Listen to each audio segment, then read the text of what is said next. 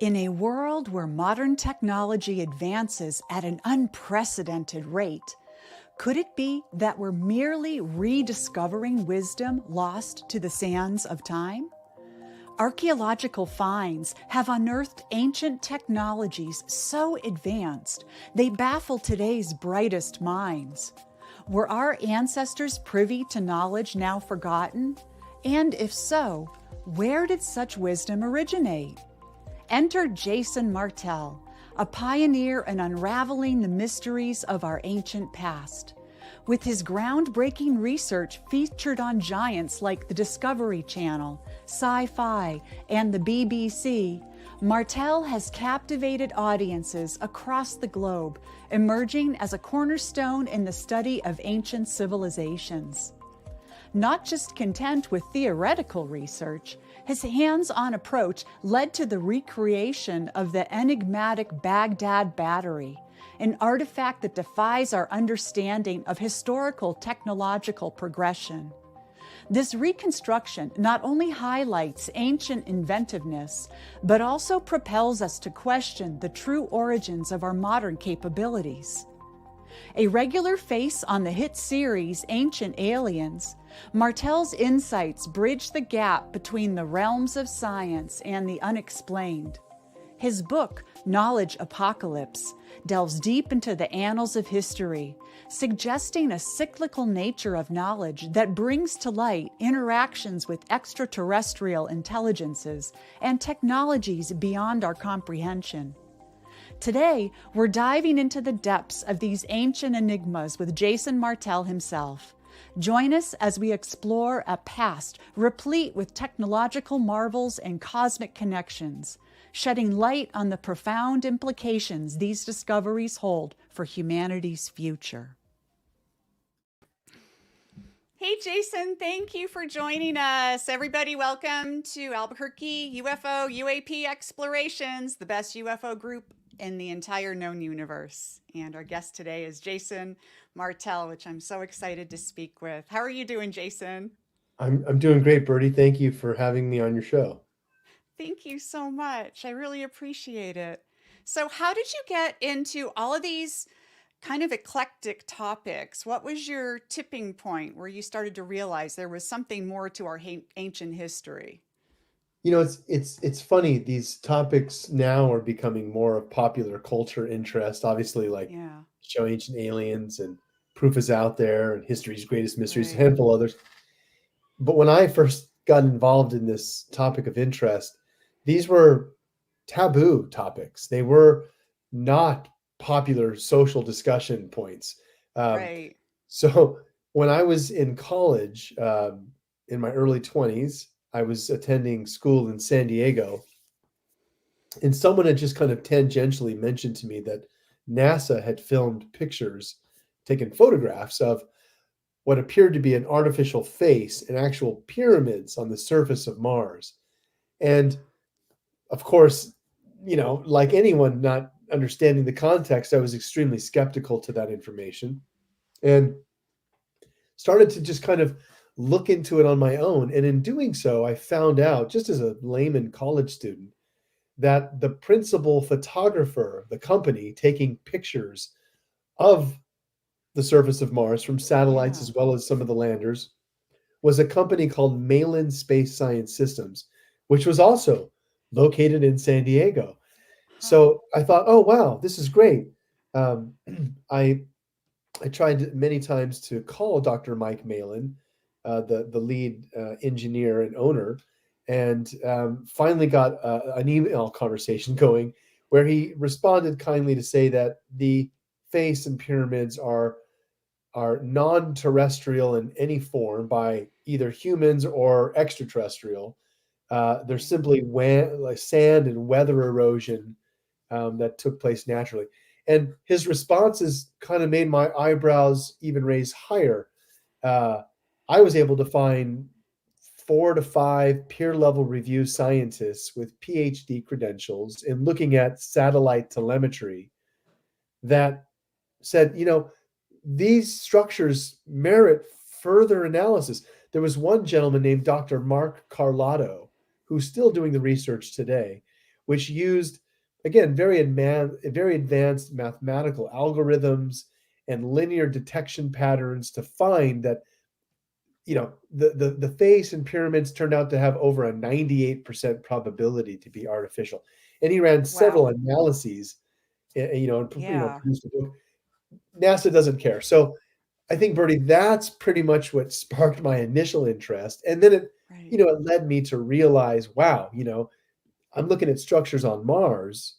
We have things all over our own planet we still can't explain. This hence led Yeah. forth in my conquest of looking at ancient. That's amazing that, the face on Mars, the pyramids on Mars led you to look back at Earth.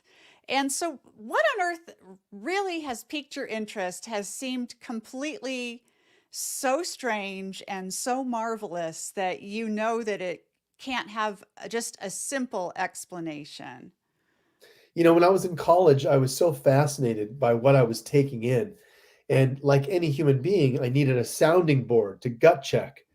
Am Yeah. I hearing this straight? Can you hear the Right. same thing and not react the way I am? Like what? Right. So at the time, remember this is pre-internet. This is 25 years ago. Yeah. Um, I was printing out documents and pictures, and I'd show up at a social gathering with college students and be handing out stuff about the face on Mars. And one of my friends would be like, "Dude, what are you doing? Like, Yeah. who cares? And this is like, what is this stuff?" So it was a really hard climate because initially I knew in my heart, even though everyone's Yeah. telling me, don't look there, it's nothing of interest. I knew, I'm like, well, to me, you're not seeing it, but I'm going to stick with this because I see it.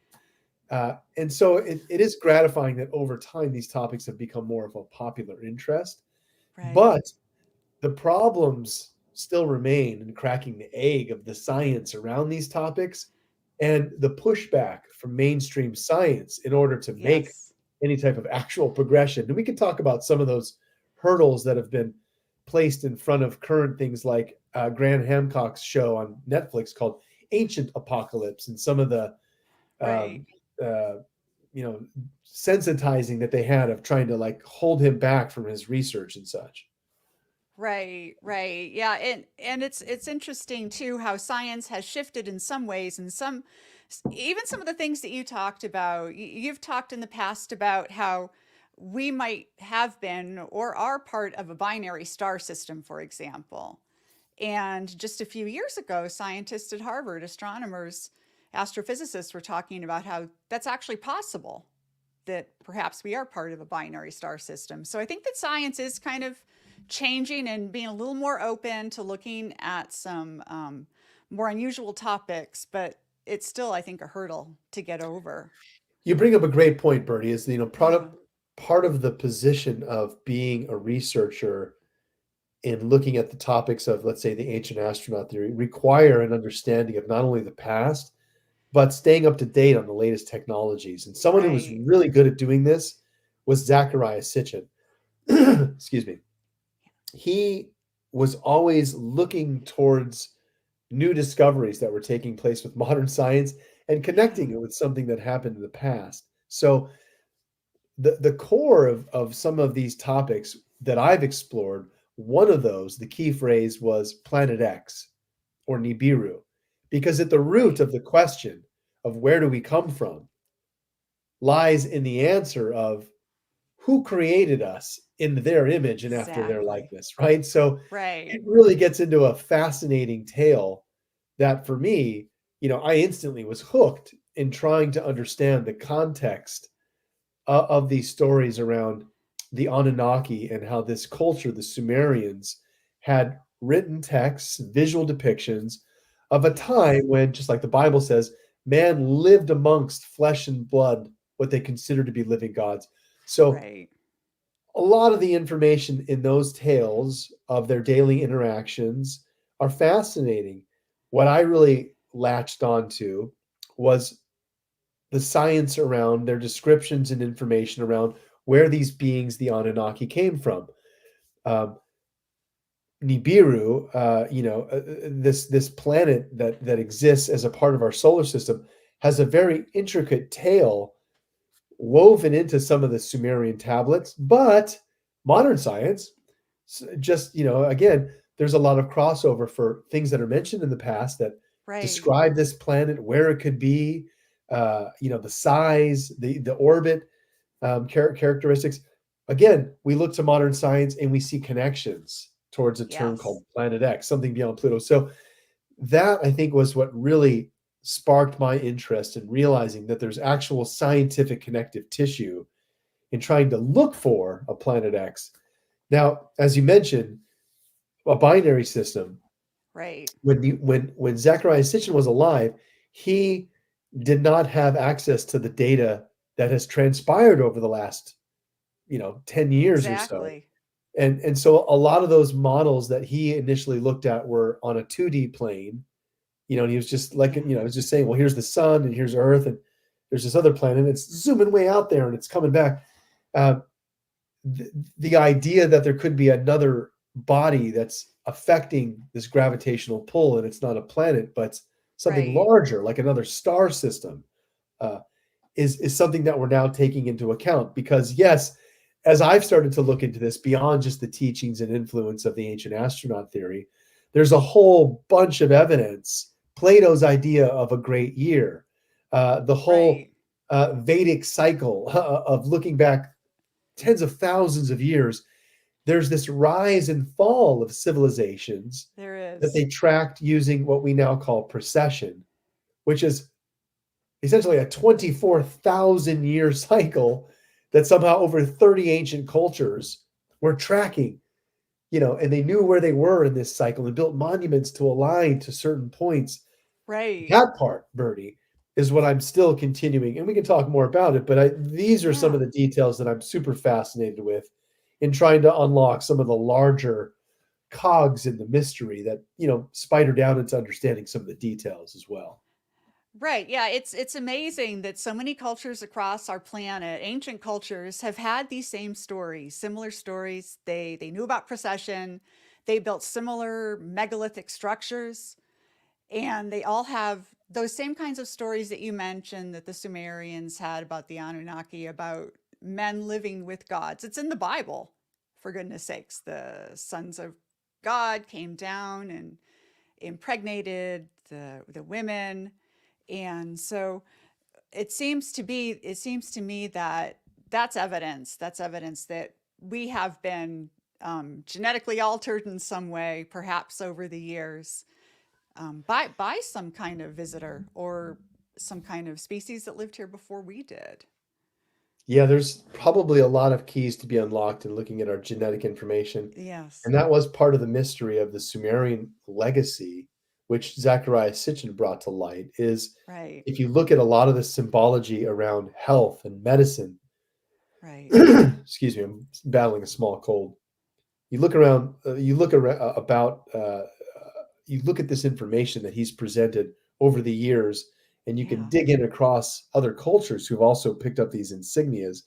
But the whole idea of an entwined serpent going up a pole, Right. something that you would see going into your doctor's office, a lot of the representations of some of these early Sumerian gods, even one named Ninharsad, you can see them being depicted as what looks like a double helix.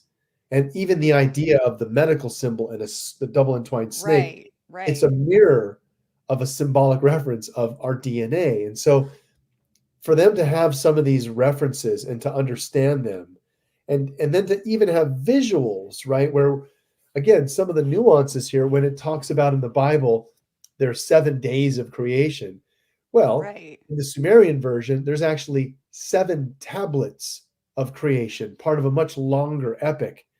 And in some of the details of some of these stories, there's visuals depicted where you can see someone like a god named Ninharsad, and she's holding up the first atom. And it explains how, through taking pieces of parts of the body, they were able to create this other being. Sounds very much like the Bible, but even in the Yes. visuals, right, when she's holding up the atom, which in Hebrew, Adamu means worker. So it's like the first Right. worker, right? Right. You can see in the background there's like vials and cylinder seal, not cylinder, like Yeah. test tubes and such. Maybe some type of in vitro fertilization took place in creating this Right. being that was fashioned from the hominoid that was already existing here, this kind of like pre-Yeti Sasquatch, ape man, right? We don't know what the term Right. is, but the Right. Australopithecine and Neanderthals, they split off into continuing to evolve into the Yeti, I guess. But there was this Right. splice, right, where just like the Bible says, we were created in their image and after their likeness. So when they created us to be workers and start mining the gold and doing all these things, there's a lot of the traits that we also picked up from them. This desire and the longing for things. Um, One of the things I think they programmed into us is this desire and interest in gold. Like they Yes. created us to do this mining of gold in Southern Africa. And that whole idea of unlocking, again, the genetic information, Right.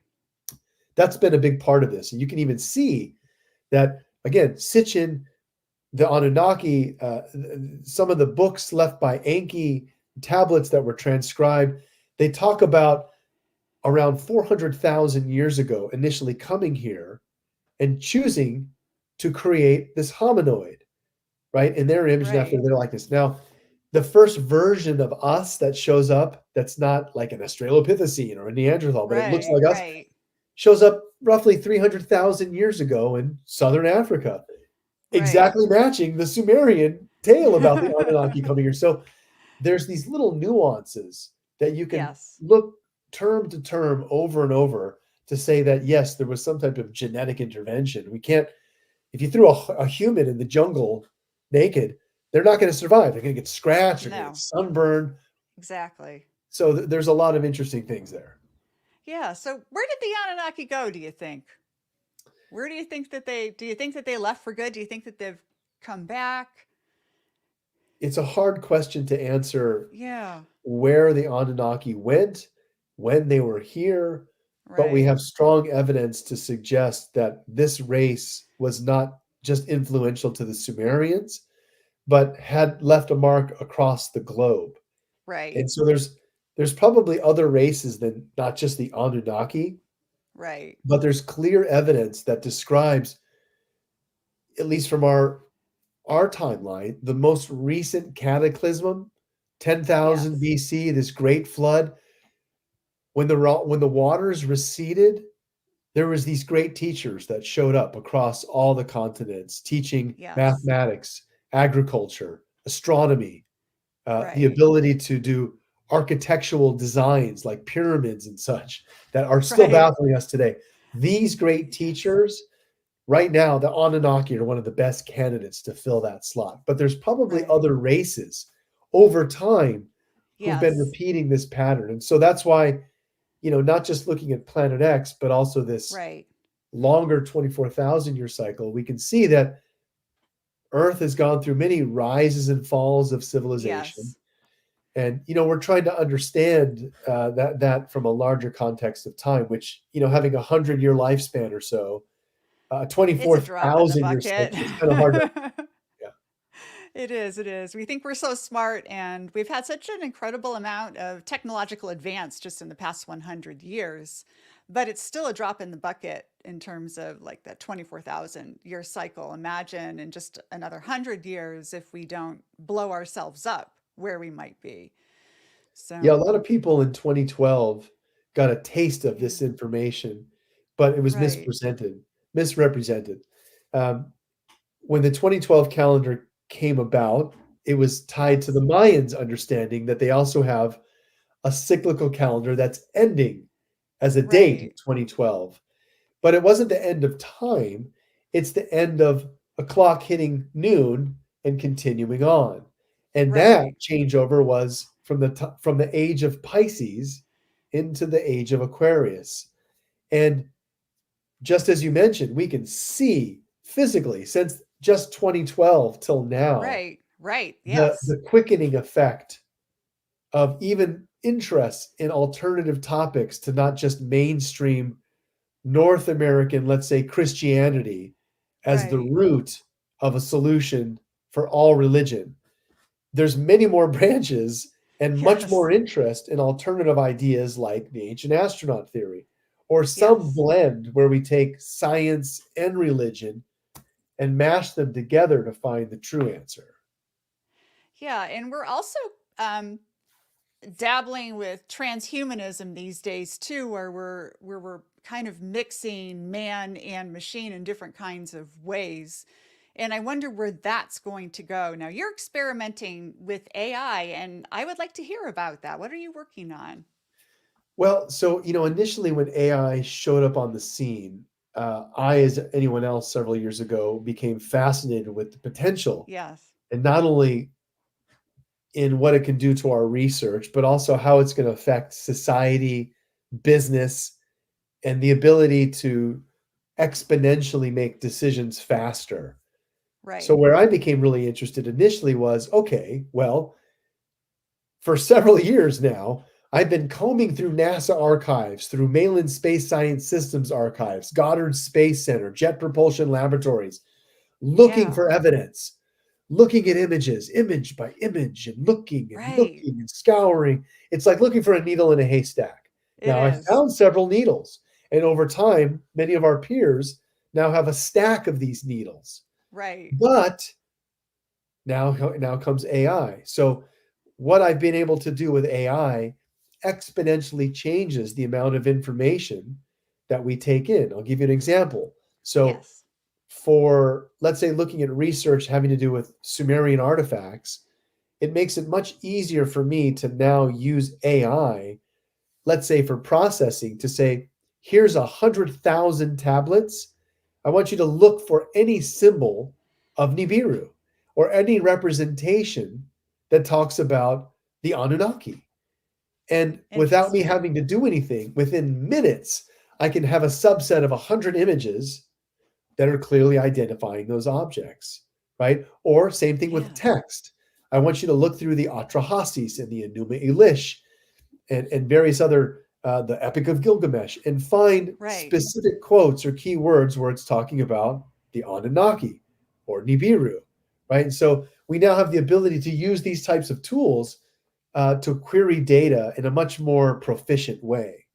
So that was level one for me, Bernie, was Yes. being able to get access to the data in a much more holistic and faster fashion. I'll give you Right. another one too. Is with UFOs and UAPs. We can take uh, doorbell cam footage, surf cam footage that is just basically cameras that are staring at the sky or at a broad spectrum of sky Yes. for 24 hours a day. And we have those backlogs of video, which you can easily get through surfline.com or Right. various other webcam networks. And then what you do is run a detection mechanism to say, I want you to look for these 100 types of UAP objects. And if you see any of those for longer than 3 seconds, sticking them in a subfolder, right? So now you have the ability to go through hundreds, if not thousands of hours of just raw footage and just find those little tiny needles that should be catching your attention. That's how AI helps, right? Yeah, that's absolutely Yeah. fascinating. So, what are some of the things that you have found, the needles that you have found, looking through ancient texts, ancient artwork, and through some of the more modern footage? Have you? What kinds of needles? A lot of crossover with types of UAP and UFOs. So, Yes. looking at similarities of the types of reports coming through the National UFO Reporting Database, some of the local MUFON databases, Right. and correlating a lot of those sightings either geographically or with visuals or with video.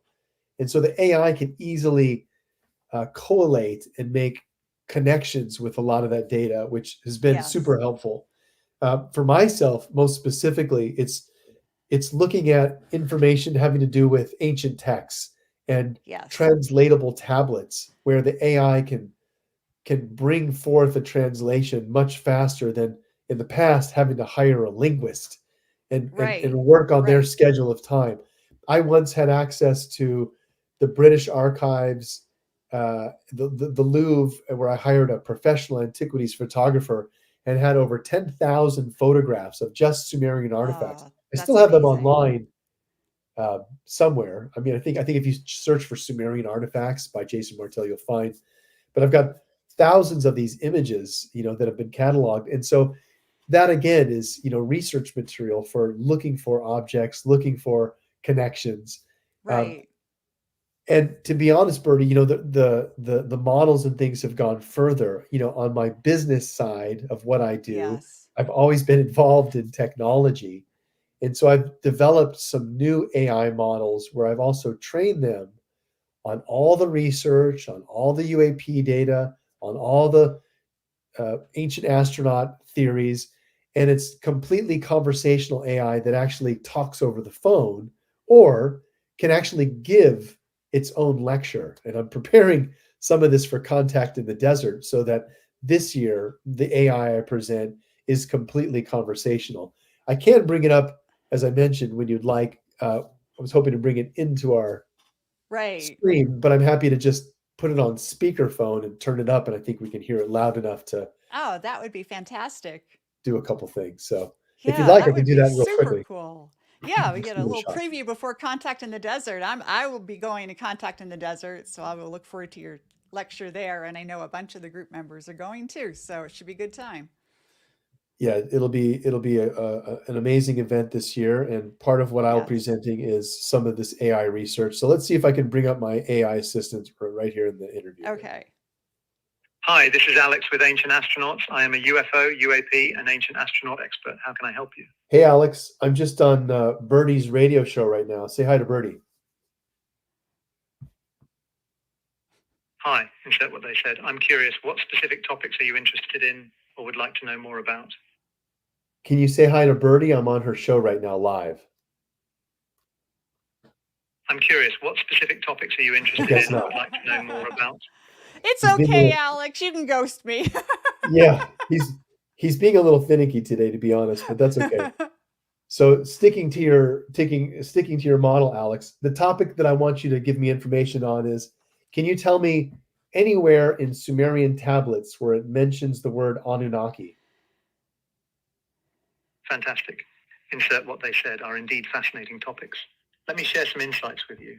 The Sumerian tablets do mention the Anunnaki, who are believed to be ancient astronauts or extraterrestrial beings who visited Earth in the distant past, according to the ancient astronaut theory.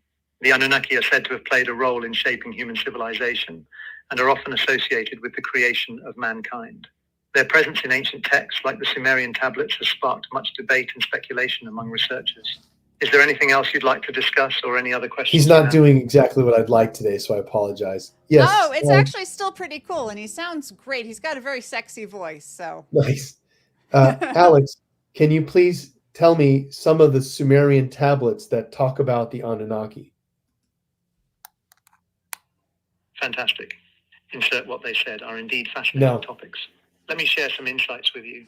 Some of the Sumerian tablets that mention the Anunnaki include the Enuma Elish, the Atrahasis, and the Epic of Gilgamesh. These ancient texts contain references to the Anunnaki and their interactions with humanity, providing intriguing insights into the ancient astronaut theory. Exploring these topics, especially with all the recent UAP evidence coming to light, is truly exciting. Is there anything else you'd like to discuss or any other questions you have? I'm going to let Bertie perhaps ask you a question, but I see you're kind of having some issues reading your AI prompts out loud. So we'll talk about that later, buddy. But hold on. Let's see if Bertie has a question for you.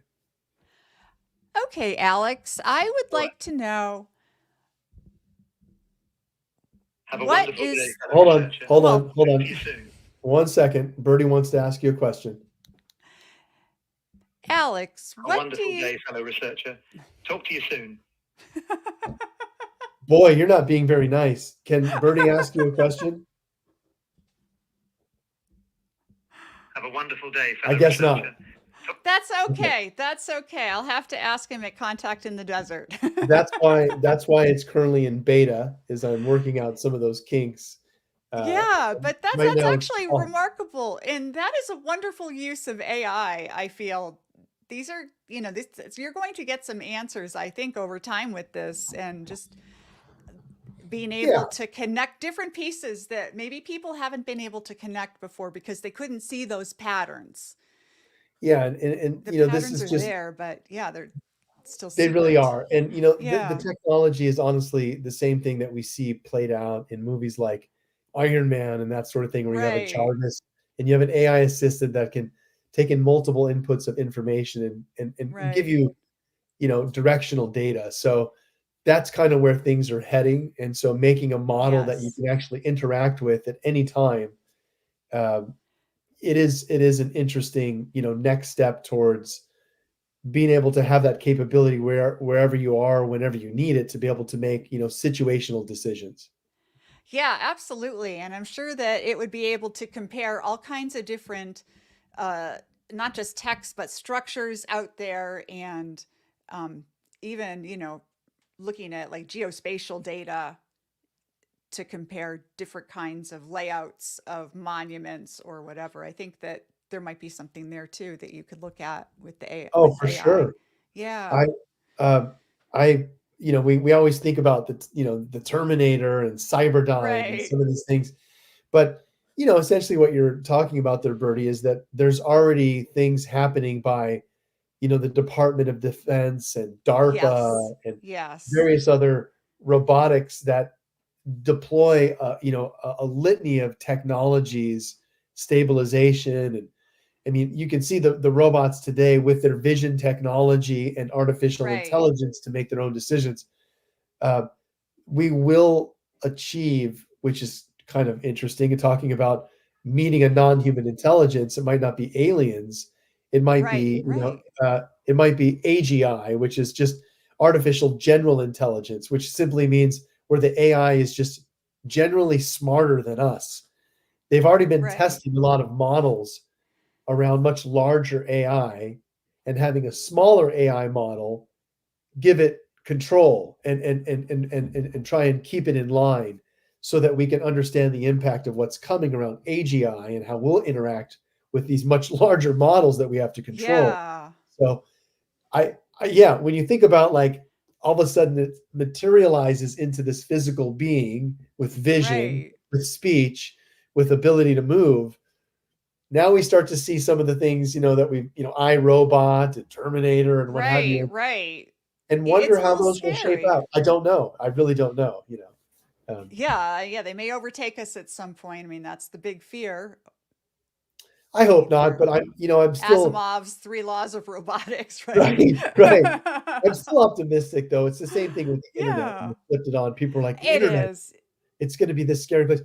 When we have the ability to create robotic researchers and do this type of stuff, I would say, well, let me send a more advanced drone on a SpaceX mission coming up within the next few Right. years to Cydonia and be able to walk up and down the pyramid and take pictures of the face and have more Yeah. concrete evidence, controlled by our own Exactly. public tools. So, Yeah. So I have a question about like we're going through this kind of disclosure phase publicly.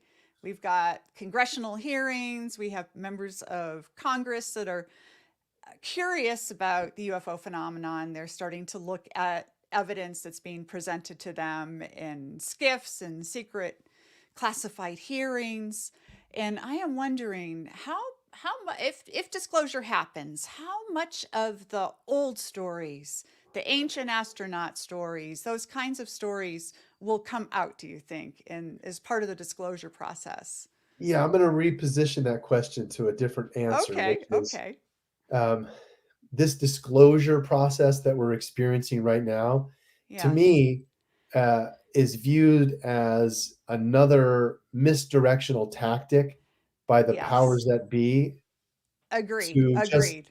to just confuse everybody. So for many years Agreed. now, they've set forth task force. There's been Yes. Project Blue Book, the Right. Grudge Report, the Condon Report, ATIP, various other things of that nature. And each time there's a public task force put together, they Right. basically use all of the military and intelligence and congressional abilities to say, we're looking into this topic, we're using top resources, and we're not going to tell you squat. Now, I've seen this play out many different times now in my lifetime, and by doing research in past, since the time of Roswell, this is how they've handled the evidence. And so right now, there is another task force, which I'll talk about in a minute, Yeah. because even I'm confused. But this recent task force is basically, you know, Arrow. getting all of this attention, and Right. all of the answers are going to amount to, oh, nothing to see here. Right. So everyone will be like, oh, what the hell? Now, ATIP, what I do find interesting for me as a researcher is I've always been bound by two laws. One is an interest in technology in my day job, and two, an interest in ufological technology or Right. advanced ancient technology. I've never been able to get access on my day job to the advanced reverse engineering technology without going through military channels, getting clearances, or let's call it um, through finance, through funding channels. Everything Right. requires funding. Now things have changed in that while I'm on the cast of Ancient Aliens for over a decade, Yeah. as soon as things, changed with the Right. passing of, Kevin Burns, the creator and owner of Prometheus, um, there was some changes structurally to the cast, and they Sure. brought in Travis Taylor, Dr. Travis Taylor, who Yes. is who is freaking amazing. He's one of the smartest and most intelligent people that has knowledge in these topics, recent Yes. topics. And what's interesting to me is that him and who he's employed with, a gentleman named Jay Stratton, again, both hyper intelligent people, they're they ran ATIP. Travis was the chief scientist, and Jay, his boss, ran ATIP. Right. Everything that you saw that came out was coming out from this Advanced Aerial Threat Intercept Program, ATIP. And Right.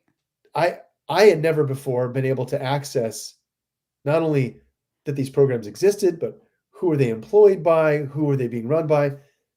So, Bertie, now I am confused because the people that run that are sitting right next to me as a cast member on Ancient Aliens, and I Right. have direct Right. access to them, Exactly. and I exchange Exactly. business cards, and I'm like, okay, well, I don't understand. Like, what? So the answer to me is simply this: just being completely transparent. There are these task force that get assigned to look into these topics, and I think from a public standpoint, there is a gradual push in a wider acceptance, but it doesn't go anywhere because the real information is still tied up beyond access to even these organizations. With respect to ATIP and the people running it and have run it, um, so I'm caught between a rock and a hard place. I know that there's being information withheld. I also understand there's reasons why. Am I willing to have access to that information and perhaps not talk about it publicly?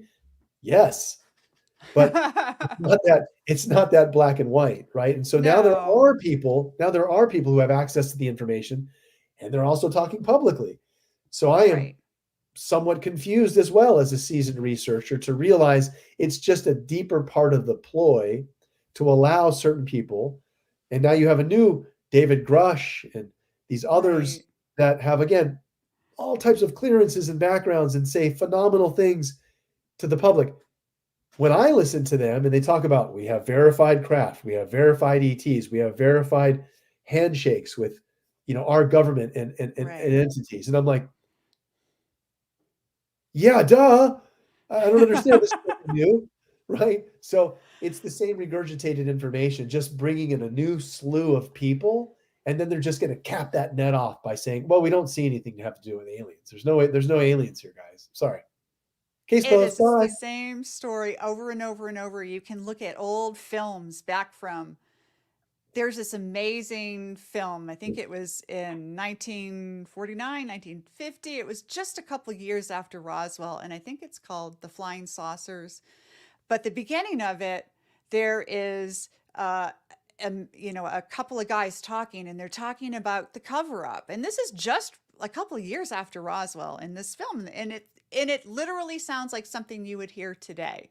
They are saying the same things, and if you look at the books and articles, everything that's come out in all of these many decades, it is the same story over and over and over again. And I think that the recent kind of disclosure push has had a narrative around it where they're pushing the idea that this is a national security issue. And I think that this is a way to keep some people in line, myself, and to maybe get the public to think that the whatever the UFO phenomenon is, whatever these entities, these beings might be, maybe they're dangerous. That I think that's the narrative they're trying to put out there, and I'm not sure I agree with that. Well, here's the way I answer that, Birdie, is Yeah. I so how do I start this? I have a very much love for animals and pets, and I have Yeah. birds. I used to have a turtle. I have a dog. I had a cat. I had a couple of iguanas. I always love my animals, and I know that they must look at me like, wow, he Exactly. gives us everything, food and shelter, and he knows all this stuff. The relationship between me and my pets from their perspective might be one of almost like, man, he's not a god, but he's like above somehow in Right. what he can do. Right. I feel like ancient cultures across the globe, pre-BC, Yeah. or around this time change of BC to AD, 3800 BC or so, Yeah. there's several cultures from the Egyptians to the Sumerians that all talk about having interactions with their living gods.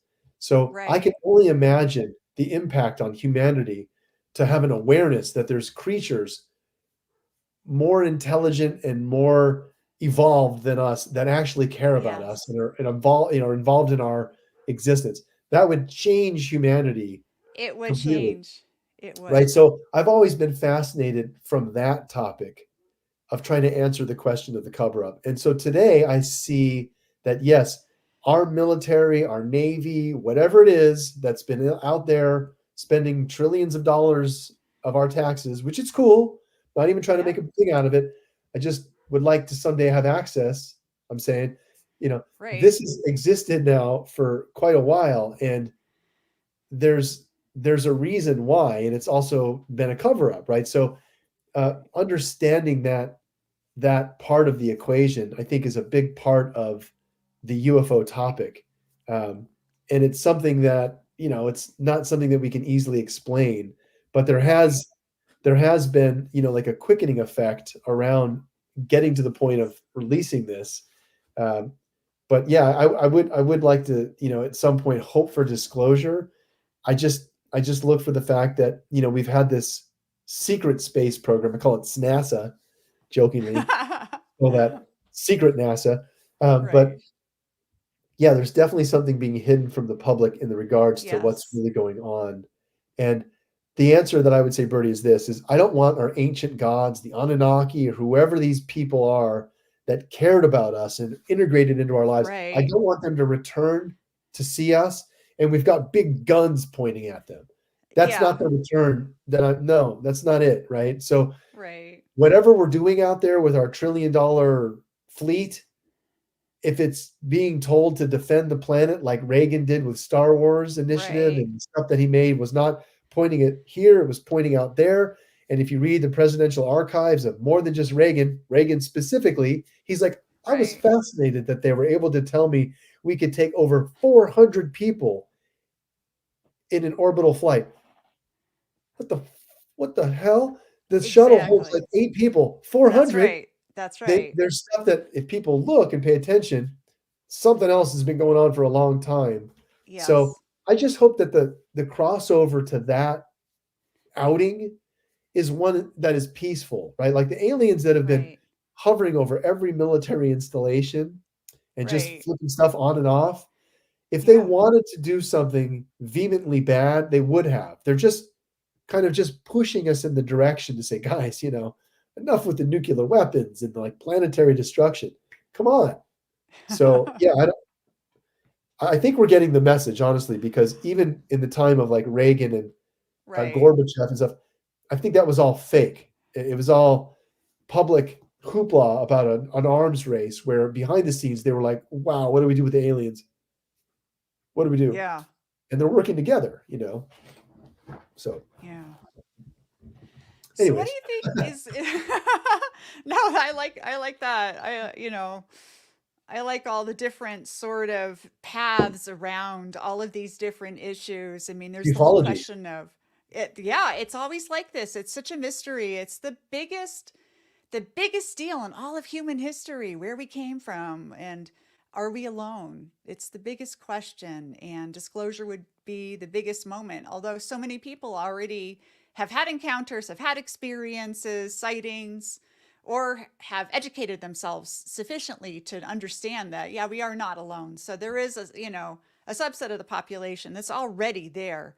But I know plenty of people that, regardless of how much I give them to read, how many videos I invite them to watch, or stories I tell them, they're Oh not yeah, of there course. yet. Don't Yeah. don't bother me with the evidence. My mind's already made up. Right, Now, right, now I exactly. I see that you interviewed Stephen Bassett. Yes.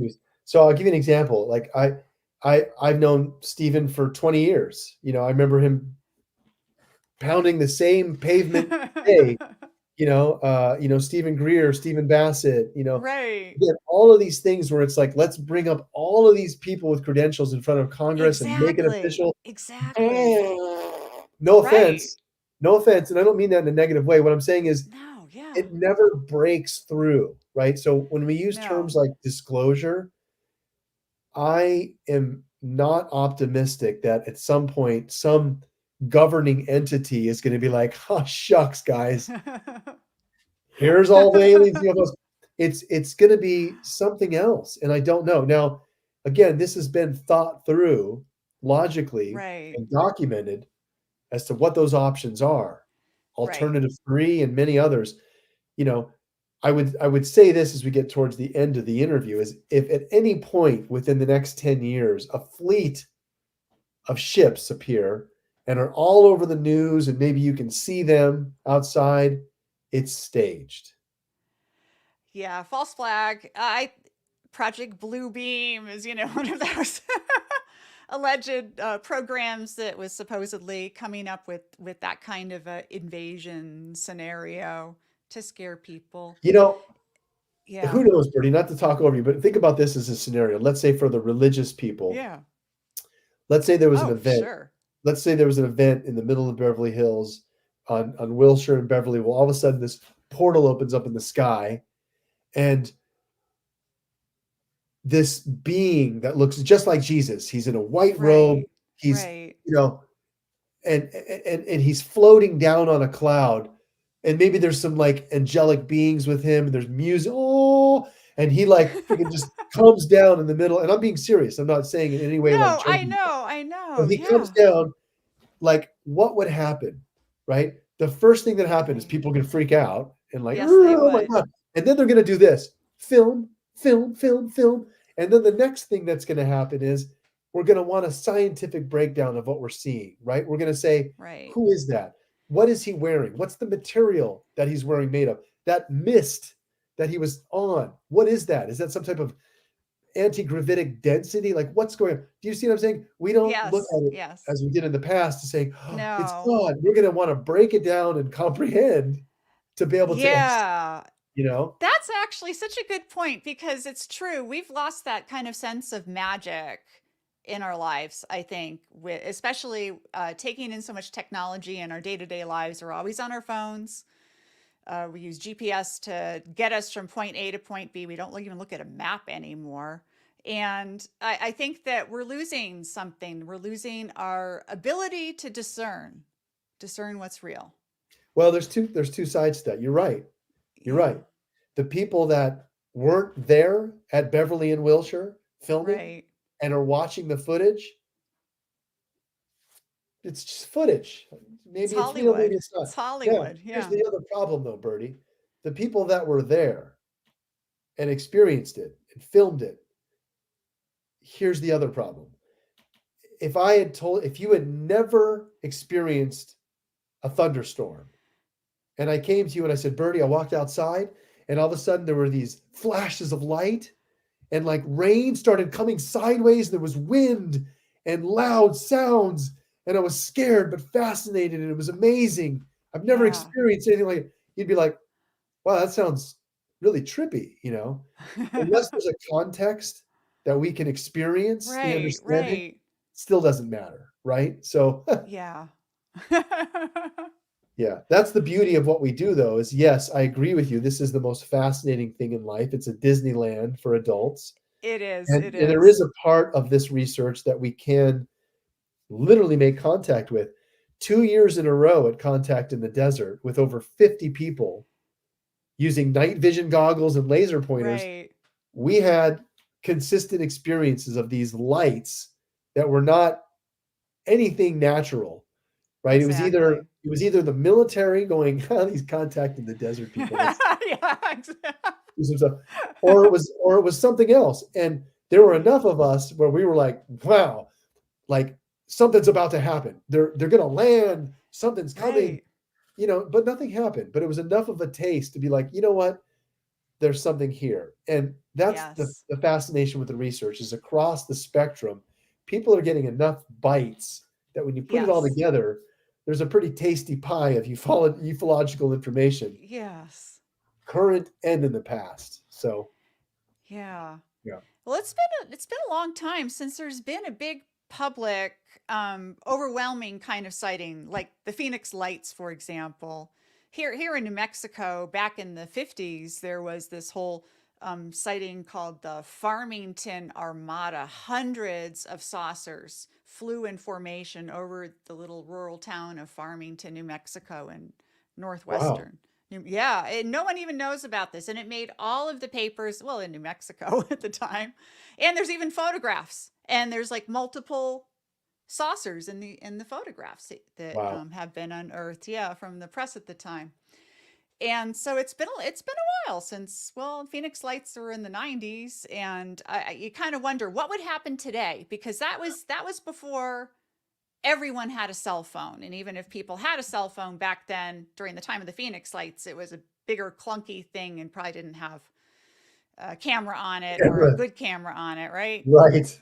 The other Yeah. part of So, that, yeah, no, the other part of that too is when you had the Belgian triangle sightings, the Phoenix right, lights, right, right, a lot of these things that were being filmed that even Bob Lazar said, you know, Wednesday night at 3 a.m. is statistically when they fly their craft because right, no one's out. That's all changed. Today, every country around the world has multiple satellites passing over everything and snapping pictures of everything. So there's nowhere really to fly a craft anywhere without it being picked up on some type of a surveillance system. So now part of the problem of why we don't see a lot of the Phoenix lights and such is where are they flying the right, craft? Above the satellites. Now they're in space. So we just don't have the right, footage of these types of vehicles as much as we used to because they're trans-atmospheric. And so a lot of the right, test runs and right. things they're doing now are just they're in space above the Yeah, that's satellite. true. That's Yeah. true. Yeah, that's interesting. So, do you think that there is any other huge discoveries that you might make or others in similar fields might make in terms of looking at our ancient history? And do you think you're going to have any big breakthroughs, especially using AI or some other new technological means to examine this old data? Yeah, very specific breakthroughs are going to happen within the next 10 years using Yeah. advanced ground penetrating and noise penetrating radar. We've heard of LIDAR, which Yes, LiDAR, senses, right. through heat and other mechanisms of temperature. There's various other radar detection systems that are non-disruptive using sound Right. and other frequencies to get a visualization. So the combination of some of these advances in ground penetrating radar and AI are going to allow for lots of, especially in like Peru and Bolivia, South America, where there's these huge, dense Yeah. jungles. And then you see a little tiny pyramid. They're going to find Right, much right, more, much more architecture in these locations, even in Egypt under the sands, deploying these swaths of imaging. We're right. gonna find a lot of stuff. catch 22 is always, right? What Right. we find, depending on what they find, may not be publicly available.